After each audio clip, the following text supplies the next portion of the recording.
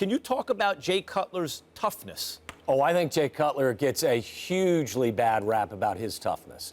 And I think if you ask players who did not actually see eye to eye with him in that locker room, and Brian Urlacher is a good example. Maybe Brian and Jay didn't see eye to eye on a lot of different things. We have Brian on our radio show weekly during the football season back in Chicago, and Brian will attest to Jay Cutler's toughness. That is one thing, Stephen A., with all due respect, that I do not agree with you on.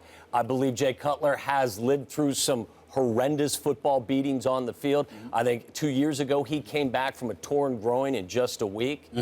I know this is an issue that probably my stance isn't popular. I think he's going to start at least 8 games in the National Football League next year for a team that's going to give him a chance. That's why you looked away and said that. That's why you looked away and said that. I can't believe you're saying this stuff. No, stop. And you're going back to Chicago, and you're going to go on the radio and say, do you say this stuff in Chicago? I do, yes. And what do they say to you? What do they say to you when you walk the streets of Chicago? It's a very, Stephen A., it's a very difficult job to try to defend Jay in any way, shape, or form. Okay. I admit that, and I'm telling you that he hasn't been the quarterback that everyone in Chicago expected him to be. I know that. I know you get that, but I asked you a direct question. I'm talking about the incident that we were talking about in 2010, and what you're saying, it's hard to gauge all of this other stuff.